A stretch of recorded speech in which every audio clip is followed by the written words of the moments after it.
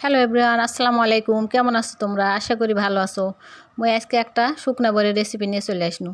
তোমরা কে কীভাবে করেন? মুই তো এইভাবেই করো। দেখো এবার মোর রেসিপিটা কীভাবে মুই আচারগুলা করছো। প্রথমে শুকনা বড়ির বোটাগুলো ফেলাই দিয়ে ধুয়ে নিছু, নিয়ে প্রেশার কুকারের মধ্যে দিনু, দিয়ে স্বাদ মতো একটু লবণ আর পরিমাণ মতো পানি দিনু, দিয়ে প্রেশারের মুখটা ঢাকনাটা লাগাই দিয়ে এখন সিদ্ধ করতে দেবো। 2-3টা সিজ দেবো। তোমরা হাঁড়িতেও দিতে পারেন, হাঁড়িতেও সিদ্ধ করা যায়, কিন্তু তাড়াতাড়ি হওয়ার জন্য মুই প্রেশারে দিনু। এই যে বড়ই মোর এখন সিদ্ধ হয়ে গেছে, এভাবে নরম করে সিদ্ধ করে নিনু। 2-3টা সিজ দিয়ে সিদ্ধ হয়ে করে নিছু। কী হলো, এখন আচারে দেওয়ার জন্য একটা মশলা তৈরি করব। প্রথমে 10-12টা শুকনো মরিচ দিনু, তারপর হচ্ছে 5 ফোড়ন দিনু পরিমাণ মতো, আর জিরা, গোটা জিরা দিনু পরিমাণ মতো, দিয়ে এখন এটা শুকনা শুকনা করে ভেজে নেব।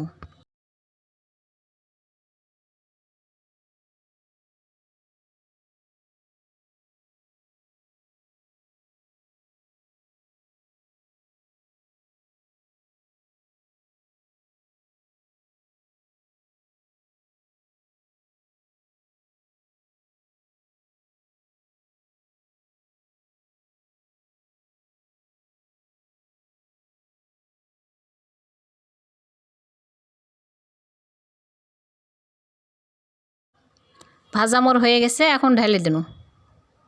এই যে ঢেলে দিনু।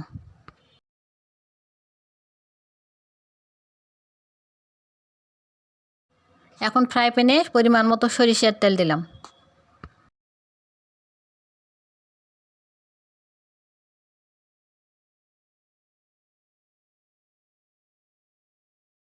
রসুন কুচি দিলাম পরিমাণ মতো।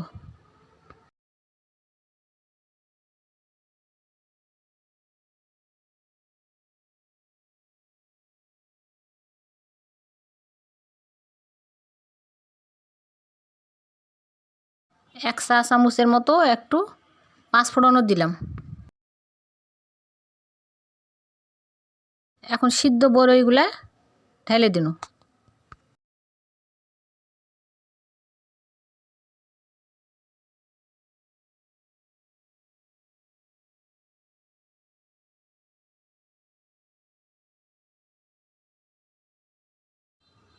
এখন উল্টায় পাল্টায় নাড়মু, এভাবে উল্টা পাল্টায় নাড়মু, আর চুলের মাথা দিয়ে বড়ইগুলা ভেঙে ভেঙে দেবো। তারপর পরিমাণ মতো গুড় দিনু।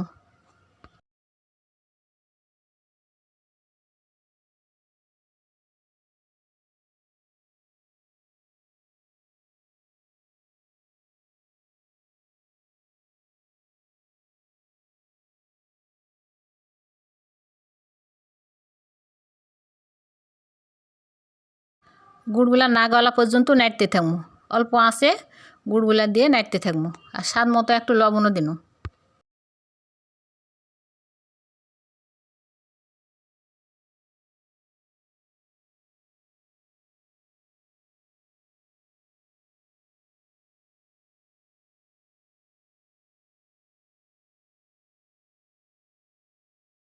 ছোটো কাপ দিয়ে 1 কাপ ভিনেগার দিয়ে দিনু। ভিনেগার দিলে আচারটা নষ্ট হয় না, এই জন্য ভিনেগারটা দিলাম।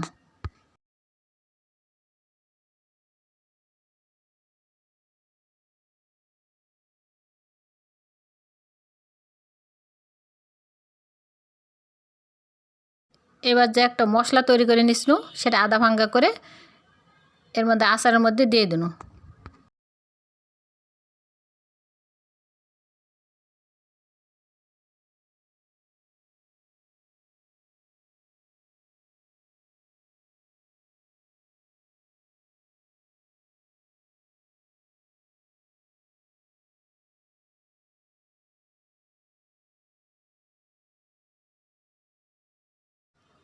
এখন নাড়ে ছেড়ে আঠালো আঠালো করে নামিয়ে নিব। হয়ে গেছে আমার আচার।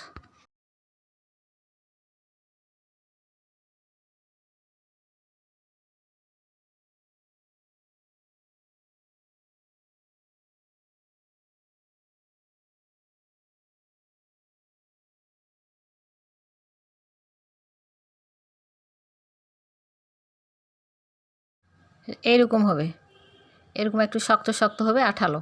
এই যে এরকম। এবার বাটিতে ঢেলে নেব। আচার মোর করা শেষ।